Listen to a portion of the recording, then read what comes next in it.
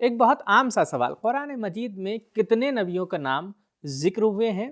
روایت میں اللہ سبحانہ وتعالیٰ کن کی نماز کو قبول نہیں کرتا اور رسول گرامی اسلام کن لوگوں کو مسجد سے باہر نکال دیا کرتے تھے؟ ناظرین اکرام، السلام علیکم۔ تفسیر نور کے اس پروگرام میں ایک مرتبہ پھر سے آپ سبھی کو خوش آمدید عرض کرتے ہیں۔ آج ہم سورہ نساء کی 3 آیتوں کی تفسیر کے ساتھ آپ کے سامنے حاضر ہوئے ہیں، تو چلیے چلتے ہیں آج کی پہلی آیت کی تفسیر کو جاننے کے لیے اس کی تلاوت اور ترجمے کو سنتے ہیں۔ كتاب أنزلناه إليك مبارك ليدبروا آياته وليتذكروا بسم الله الرحمن الرحيم إنا أوحينا إليك كما أوحينا إلى نوح والنبيين من بعده وأوحينا إلى إبراهيم وإسماعيل وإسحاق ويعقوب والأسباط وعيسى وأيوب ويونس وهارون وسليمان وآتينا داود زبورا۔ ہم نے اے پیغمبر تمہاری طرف وحی کی جس طرح کہ نوح اور ان کے بعد آنے والے انبیاء کی طرف وحی کی، اور اسی طرح ابراہیم، اسماعیل، یعقوب اور اسباط یعنی فرزندان یعقوب، عیسیٰ، ایوب، یونس، ہارون اور سلیمان کی طرف وحی کی، اور داؤد کو زبور عطا کی۔ تو یہ تھا آیہ کریمہ کا ترجمہ۔ آئیے بڑھتے ہیں آیہ کریمہ کے ایک اہم نکتے کی طرف۔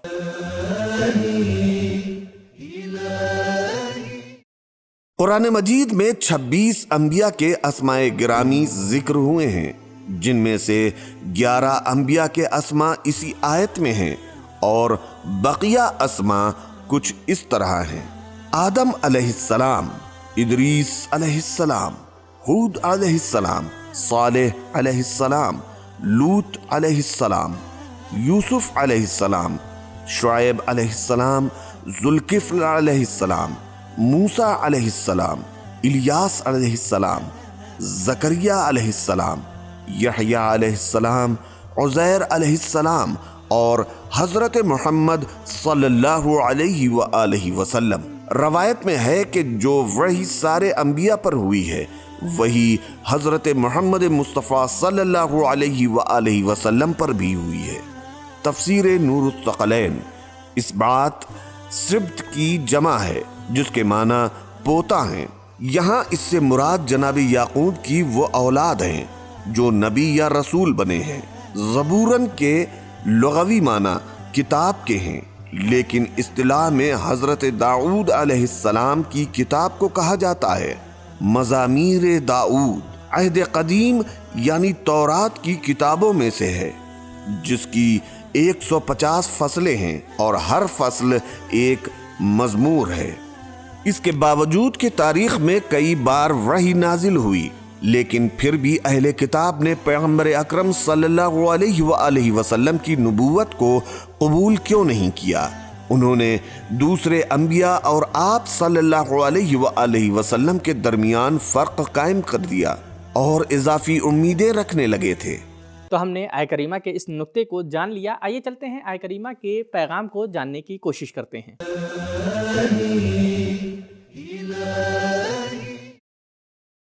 1. انسانی تاریخ میں نبوت اور وحی ایک مسلسل عمل کا نام ہے۔ 2. تاریخ کے کسی موضوع پر مختلف مثالیں پیش کرنا، جیسے گزشتہ نبیوں پر وحی نازل ہونا، اپنے دعوے کو ثابت کرنے کا طریقہ ہے، اور ان سے آگاہ ہونا قبول کر لینے کی ایک راہ ہے۔ 3. ادیان الہی کے اہداف و مقاصد، طریقے اور کلیات اور بنیادی چیزیں ایک جیسی ہیں، کیونکہ سب کا سرچشمہ خدائے تعالیٰ ہے۔ تو یہ تھی آیت نمبر 161 کی تفسیر۔ آئیے چلتے ہیں آیت نمبر 162 کی تفسیر کو جاننے کے لیے اس کی تلاوت اور ترجمے کو سنتے ہیں۔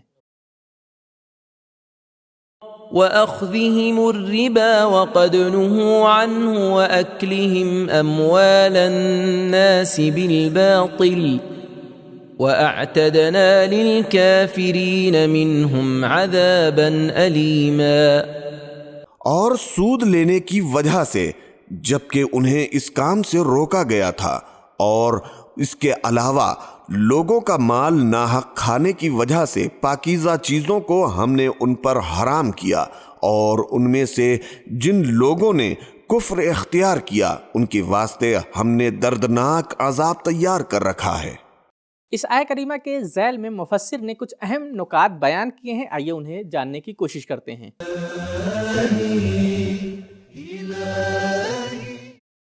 نکات: سود کی حرمت کا حکم تورات میں بھی آیا ہے۔ تورات سفر تشنیع فصل 23 جملات 19-20 تفسیر نمونہ۔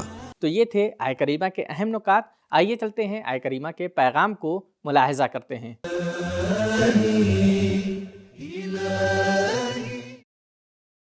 1. سود اگرچہ ظاہری طور پر آمدنی کا ذریعہ اور کامیابی کا سبب ہے، لیکن در حقیقت رحمت خدا سے محرومی اور اس کے عذاب کی وجہ ہے۔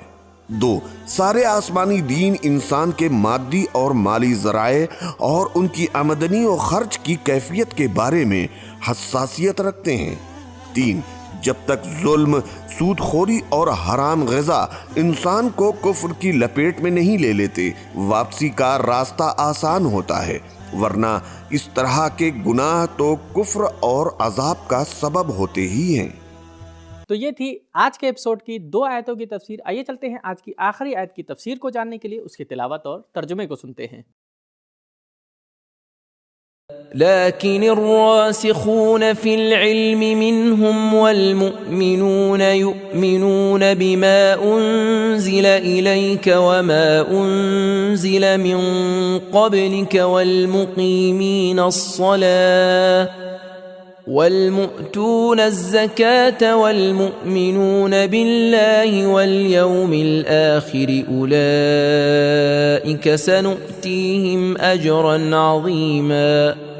لیکن ان میں سے جو یہودی اور دوسرے مومنین علم میں راسخ ہیں، جو چیز تم پر اور تم سے پہلے انبیاء پر نازل ہوئی ہے اس پر ایمان لاتے ہیں، اور نماز قائم کرتے ہیں، اور زکوٰۃ ادا کرتے ہیں، اور خدا و قیامت پر ایمان رکھتے ہیں، تو ایسے لوگوں کو ہم جلد ہی بہت بڑی جزا عطا کریں گے۔ ناظرین، اس آیہ کریمہ کے ذیل میں کچھ اہم پوائنٹس ذکر کیے گئے ہیں، آئیے انہیں جان لیتے ہیں۔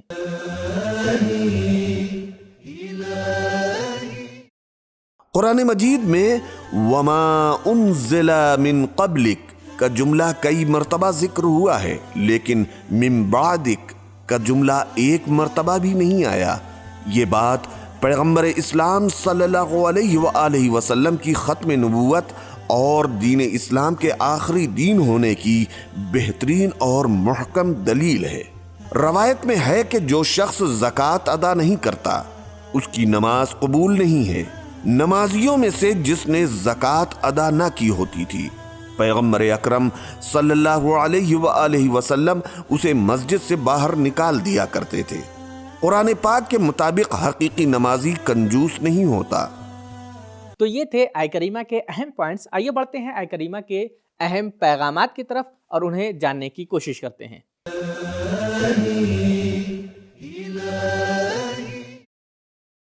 1. تنقید کرتے وقت بھی انصاف کا دامن ہاتھ سے نہیں چھوڑنا چاہیے۔ اس آیت میں یہودیوں کے کچھ ایماندار لوگوں کو ظالموں اور حرام خوروں سے الگ اور جدا کیا گیا ہے۔ 2. صرف اسی علم کا فائدہ ہوتا ہے جو دل و جان میں سما چکا ہو۔ 3. مشترکہ یقین، عقیدہ اور مقصد کو اہمیت حاصل ہے، اور اس کے مقابلے میں قوم، قبیلہ اور زبان کے معیارات کو اہمیت حاصل نہیں ہے۔ 4. سارے ادیان الہی میں تمام اصولوں پر ایمان رکھنا ضروری ہے۔ 5. اگرچہ نماز اور زکوٰۃ 2 ایسے فریضے ہیں جو ہر دین میں خدا کی طرف سے نازل ہو چکے ہیں، ان کی اہمیت کے پیش نظر انہیں الگ سے ذکر کیا گیا ہے۔ 6. نماز زکوٰۃ سے الگ نہیں ہے، اور نمازی حضرات کو چاہیے کہ راہ خدا میں اپنا مال بھی خرچ کرتے رہیں۔ 7، نماز کو خصوصی اہمیت حاصل ہے۔ اس آیت میں اگر غور کیا جائے تو معلوم ہوگا کہ نماز کی تعبیر کو تمام جملوں میں جداگانہ مقام حاصل ہے۔ مثلاً آیت کے تمام جملے واو اور نون کے ساتھ آئے ہیں، جیسے راسخون، مؤمنون، موتون، لیکن نماز کے ذکر میں مقیمون کی بجائے مقیمین کا لفظ استعمال ہوا ہے، جو عربی لٹریچر کے مطابق اس کی طرف خاص توجہ کی علامت ہے۔ آج کے ایپیسوڈ میں ہمیں یہ معلوم ہوا کہ زکوٰۃ اور نماز کا گہرا تعلق ہے۔ نبی ان افراد کو مسجد سے باہر نکالا کرتے تھے جو زکوٰۃ ادا نہیں کرتے تھے۔ ایک حقیقی نمازی سارے واجبات کو انجام دینے والا ہوتا ہے۔ یہیں پر ہمارا ایپیسوڈ ختم ہوا۔ ملتے ہیں اگلے ایپیسوڈ میں، تب تک کے لیے شکریہ، خدا حافظ۔ سبیل قرآن، قرآنی سماج کی پہچان۔